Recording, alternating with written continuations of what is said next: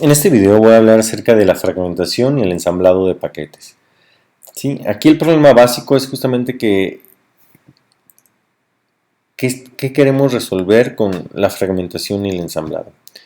Ok, justamente tenemos un problema, por ejemplo, que alguna máquina que se está usando, por ejemplo, en Stanford y en tenemos una máquina aquí en Stanford justamente que está tiene esta dirección, bueno, meet.stanford.edu, ¿sí? Y va a pedir hacer una petición a una página web de Google. Y la página web de Google manda justamente una respuesta de HTTP que dura 10 kilobytes. Entonces, cuando un bloque de datos de 10 kilobytes es muy grande, el problema es que puede haber algún salto a lo largo del camino entre Google y Meet que no puede soportar un paquete de 10 kilobytes. De hecho, en Ethernet la unidad de transferencia máxima que muchas velocidades de Ethernet soportan es 1500 bytes. ¿Sí? Lo cual 10 kilobytes está muy por arriba. Entonces lo que necesitamos hacer es que este paquete de 10 kilobytes se va a partir en una serie de pedazos, de piezas más pequeñas llamados fragmentos, las cuales las redes pueden soportar. Así que imagínate que tenemos un caso extremo que estoy bajando algunos paquetes muy grandes y no puedo mandar paquetes de 1 gigabit.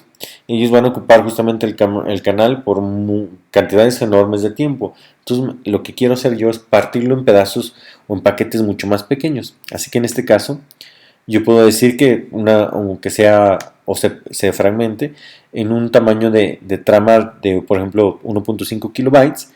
Lo que necesito es justamente partir estos 10 kilobytes en 7 fragmentos. Entonces estos eh, primeros 6 pueden ser de 1.5 kilobytes cada uno y el último va a ser justamente de 1 kilobyte. Entonces este es el proceso de fragmentación. Y los fragmentos llegan justamente a la máquina Meet, ¿sí? Y el trabajo de ella es ensamblar, justamente tomar los 7 fragmentos, ¿sí? Y reensamblarlos en un conjunto de datos, el conjunto de datos original de 10 kilobytes. Así que bueno, de manera general la fragmentación y el ensamblado ocurren en de datos en capas más altas y es mucho más grande de normalmente los datos de una capa más alta es mucho más grande de lo que una capa más baja puede soportar. Así que la fragmentación, el proceso de tomar un conjunto de datos grande y partirlo en piezas más pequeñas que una capa más inferior puede soportar, y el ensamblado es el proceso contrario, es decir, tomar estos fragmentos y reensamblarlos en el conjunto original de datos. Esto ocurre en muchos diferentes lugares en las redes a diferentes capas. Por ejemplo, puede ocurrir en la capa de transporte, así que TCP hace esto mientras está mandando un conjunto o un flujo de datos. Lo parte en segmentos, los cuales son transmitidos y resamblados en el otro extremo en un conjunto confiable. Y este ensamblado es en la actualidad extremo a extremo entre dos puntos terminales TCP, lo cual le da un segmento TCP una vez que es generado por un punto terminal, es entonces indivisible y llega al otro extremo. Tú nunca vas a ver un segmento partido en dos segmentos separados, a pesar de que por debajo puede ser partido en paquetes o tramas, como nosotros veremos. En contraste, la capa de red que está operando en un tipo host a host es esto es a diferencia de TCP, donde un segmento es enviado, el segmento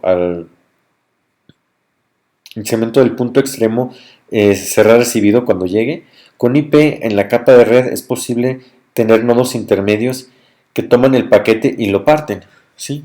Así que un paquete IP que vaya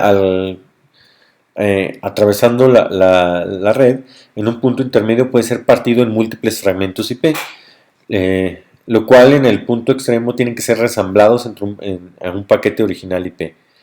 Y esto es en la capa de red, así que esto puede ocurrir dentro de la capa. de la capa de red o dentro de la red. Finalmente, también puede ocurrir en la capa de enlace. Así que, por ejemplo, yo puedo tener una capa de enlace llamado ZigBee 802.15.4, la cual tiene un tamaño de trama muy pequeño, aproximadamente 120 bytes. Es 127 bytes, pero tú tienes que incluir el header en eso. Entonces, algunas veces tú quieres mandar paquetes más grandes en este tamaño de trama, como por ejemplo un paquete IP versión 6, el cual puede ser de 1280 bytes. Así que lo que pasa en la capa IP, pasa este paquete de 1280 bytes a 6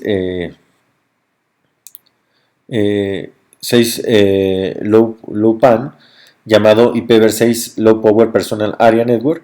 Entonces este enlace puede soportar IP versión 6 y 6 Low PAN de la capa de enlace lo parte en fragmentos, los cuales son enviados sobre el enlace, reensamblados en el otro extremo del enlace en el paquete original.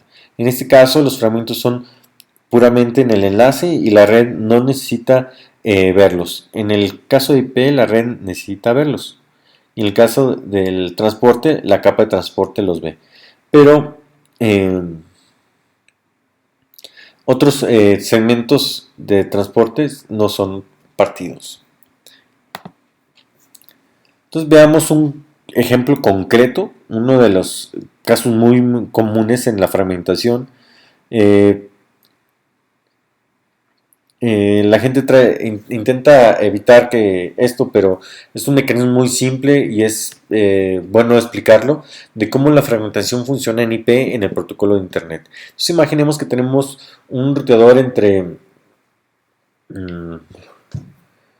tenemos una ruta entre a lo largo de 3 saltos, donde el primero, el segundo, aquí tenemos el primer salto, el segundo y el tercero, ¿sí? Utilizan Ethernet, donde el primero y el tercero utilizan Ethernet, ¿sí? Que es utilizan una unidad máxima de transferencia de 1500 bytes, ¿sí? Pero el de en medio utiliza un enlace punto a punto, ¿sí? O el protocolo punto a punto, el protocolo punto a punto o PPP, ¿sí? El cual tiene una unidad máxima de transferencia de 576 bytes.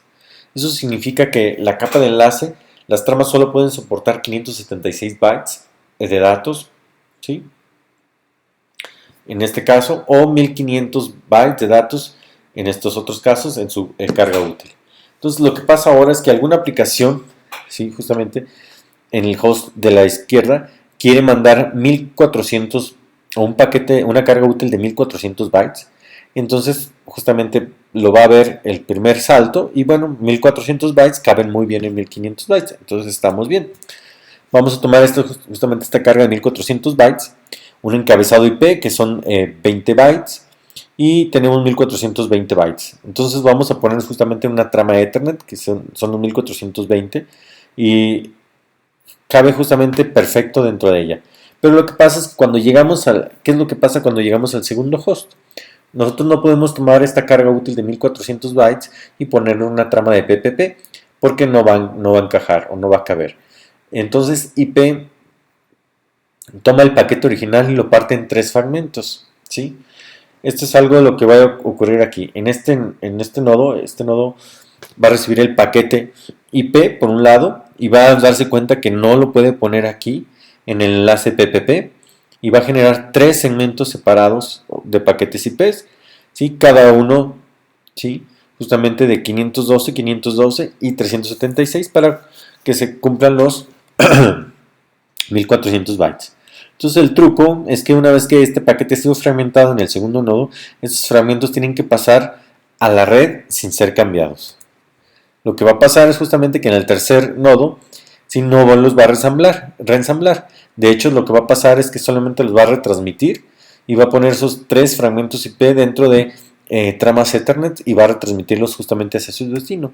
Finalmente, y esperando que todo en su destino pase bien, el destino lo va a recibir y los va a reensamblar en los datos originales. Justamente le va a llegar el rojo, el verde y el azul y lo va a reensamblar de manera correcta para tener los 1400 bytes originales que se enviaron. ¿Cómo funciona esto? Ok, si nosotros miramos un encabezado IP, tenemos un par de campos, los cuales nos permiten que esto suceda. ¿sí? Básicamente tenemos el campo ident, ¿sí? En el paquete aquí, justamente tenemos este campo ident, ¿sí? Y el campo ident es el que nos permite que la fragmentación o la capa de ensamblaje en IP sea capaz de decirle si son o no son fragmentos del mismo paquete original. Así que antes de la fragmentación nosotros vamos a ver un paquete que se mira justamente como esto, ¿sí? Justamente vamos a verlo antes de la fragmentación, va a quedar así, ¿sí? Justamente aquí tenemos justamente el bit 0, ¿sí? Y digamos que bueno, el ident va a tener digamos algún valor, un valor X, y bueno, recordamos aquí que este es un bit de fragmento, ¿sí? Entonces va a tener un bit 0 aquí, y vamos a tener el offset, ¿verdad? Después vamos a justamente a tener, cuando ya una vez que lo fragmentamos, vamos a tener otra vez el mismo identificador, vamos a decirle este es un fragmento y el offset va a ser 0, ¿sí? Y vamos a tener 512 bytes.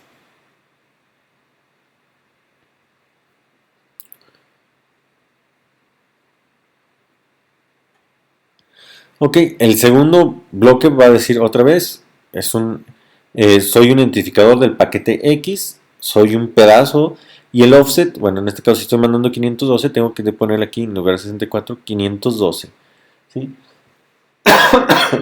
Esto me va a decir justamente que voy a tener, bueno, aquí no,